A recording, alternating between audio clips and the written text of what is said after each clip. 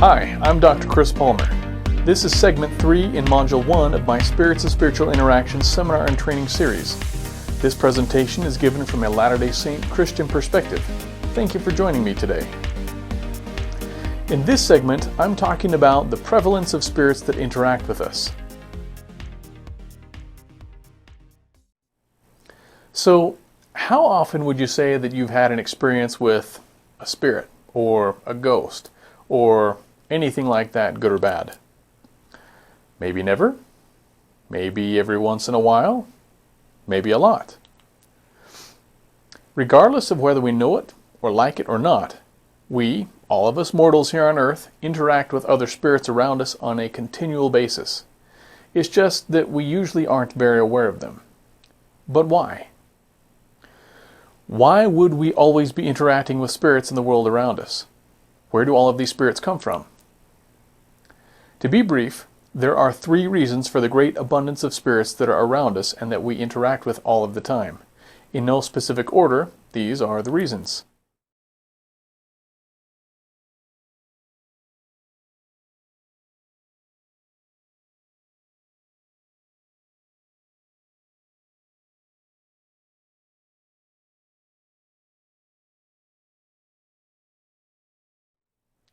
First off, the spirit realm, or spirit world, is here on earth around us.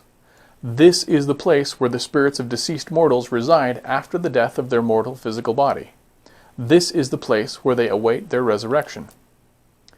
Because the spirit world is here on earth around us, the spirits of deceased mortals still have constant access to all of us who are still alive, even though we generally aren't aware of it.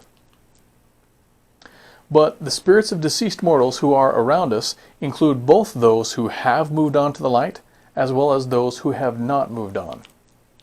For those who would like them, here are some additional references that talk more about this.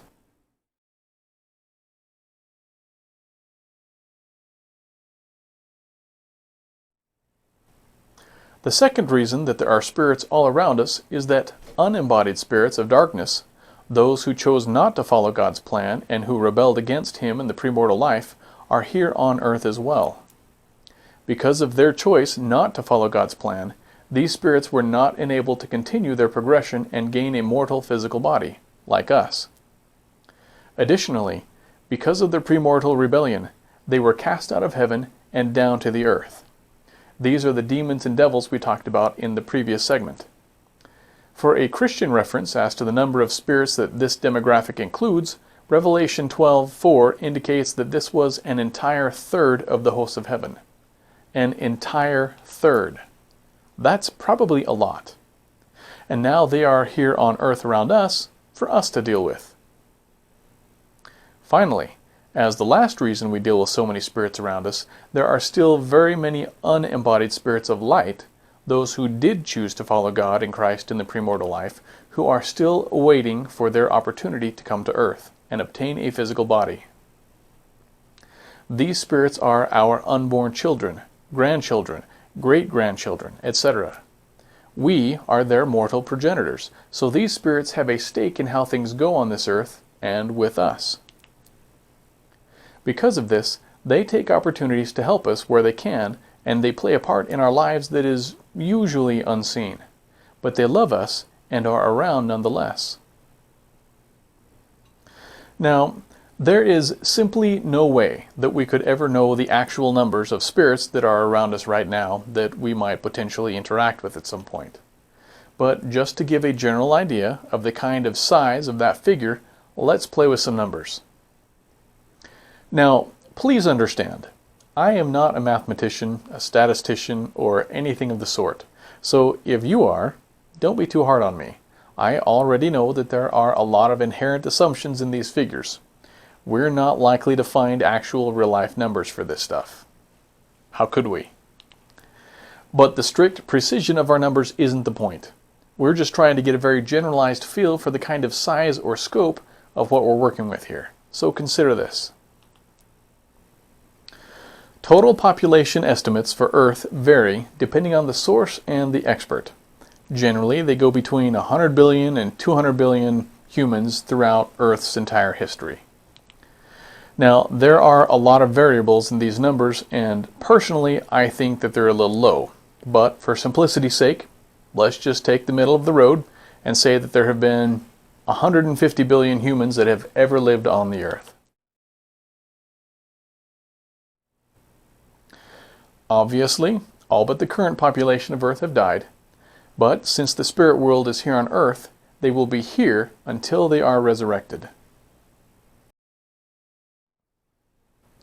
Now let's add in all of the unembodied spirits that followed Lucifer in the premortal life, that were cast out of heaven and down to the earth, where we now have to deal with them. Revelation 12 says that this number is a third of the hosts of heaven, however big that is. Now, I have no idea how big that number would be, but it's probably bigger than smaller. So, for simplicity's sake, let's just say another 150 billion in our numbers. So now we have 300 billion spirits, deceased mortals, and unembodied spirits of darkness. So now, finally, let's add in all of the unborn spirits of light that are still waiting for their opportunity to come to Earth. Those that still have a stake in how things go on this world and with us. How many would that be? Again, I'm not sure of that number. But since the human race doesn't show signs of stopping, I'm going to guess it's probably going to be at least in the billions range. I could be wrong, but I figure that's a pretty fair guess. 150 billion seems like a good round number. Let's just use that again. And again, the point isn't the precision of our numbers. The point is just to get kind of an idea of scope of what we're dealing with here for the spirits that are around us that we interact with all of the time. Now, these figures bring us to a total of 450 billion possible spirits running around for one reason or another.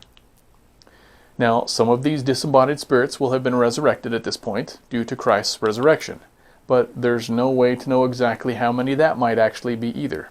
So let's just keep our 450 billion number just for easy figuring.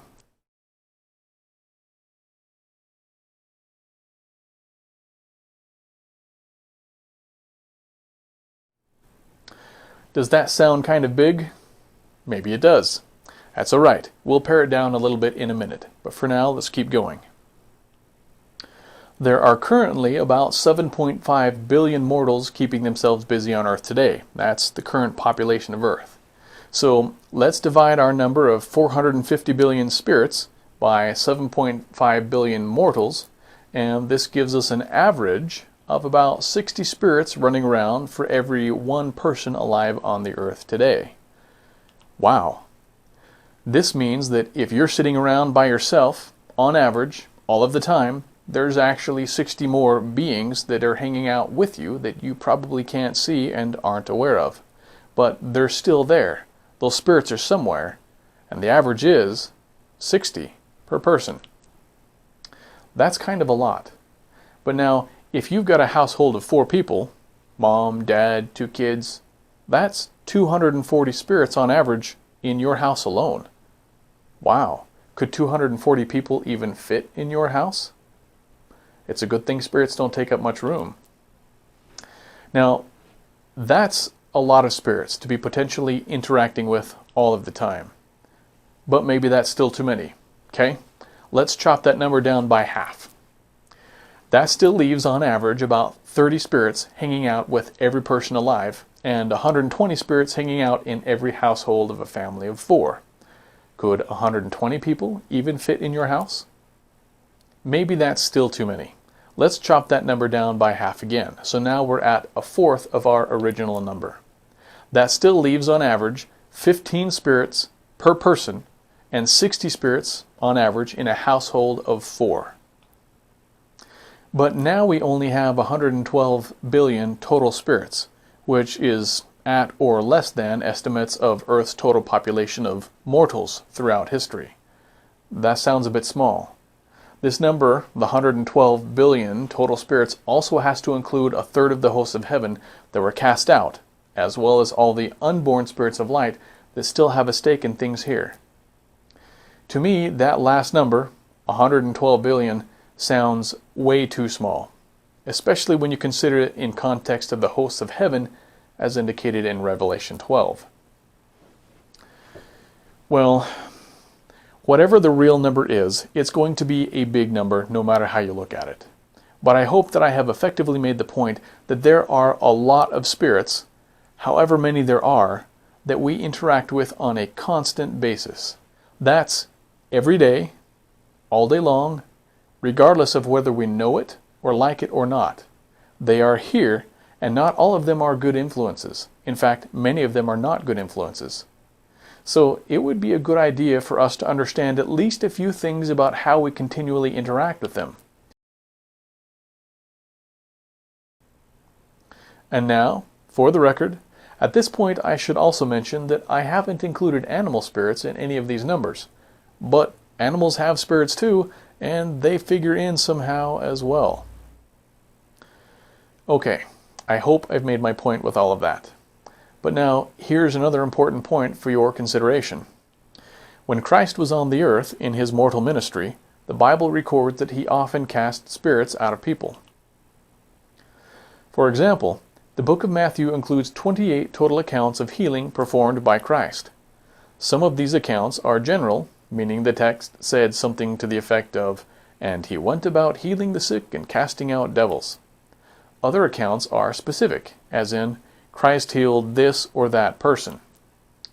Now, just like with the last point I made about how many spirits we interact with every day, these numbers also do not have the ability to give us a perfect account of what happened. But if we examine them, they still make a very interesting point. There are 18 specific accounts of healings listed in Matthew's Gospel, including one rebuke from Christ where Peter was voicing sentiments inspired by Satan. Of those specific accounts, a whopping 40% have to do with healing by removing evil or unclean spirits. That's almost half.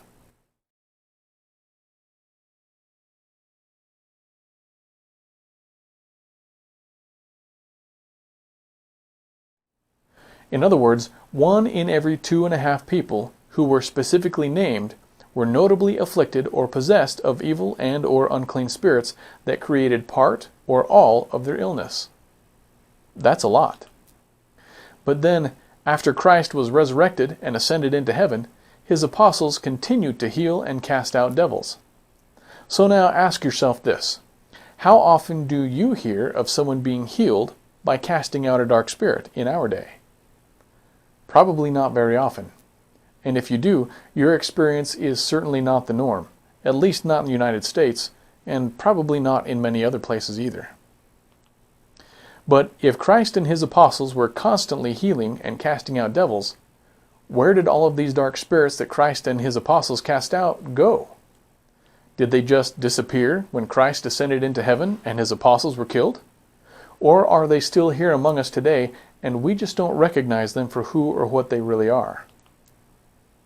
Makes you wonder how many of us today could use a healing of this sort. Remember our statistic from Matthew was 1 in every 2.5 people specifically named needed a healing of some kind by casting out evil or unclean spirits? It's something to think about. For the record, it is my opinion, gained through personal observation and much experience with working with people for healing, that the presence and effects of dark spirits are every bit as relevant today and present today as they were in Christ's time. And that many, or even most of us, do indeed need healing that includes the removal of dark spirits, and not just for physical illness or disease either. Again, although we could never know the exact numbers, there is a magnificently large multitude of spirits around us, all of the time, that we interact with, or that interact with us in various different ways. Their influence is real, and can be significant for good or bad, depending on the spirit or spirits that are present. This is a large reason for why I have put together these trainings on spirits and spiritual interactions, so as to bring an awareness of some of these spiritual influences that we deal with all of the time. With an understanding of the concepts that I talk about in these presentations, a person will be able to better direct the outcomes of these constant interactions and begin improving their life above what it already is in various, sometimes significant ways. But don't take my word for it. I invite you to talk to God about it and put the concepts I talk about in these presentations to the test and see the difference for yourself. I'm Dr. Chris Palmer. This has been The Prevalence of Spirits That Interact with Us, Segment 3 of Module 1 of my Spirits and Spiritual Interactions seminar and training series. Thank you for watching. Up next, understanding the nature and disposition of spirits around us. I'll see you there.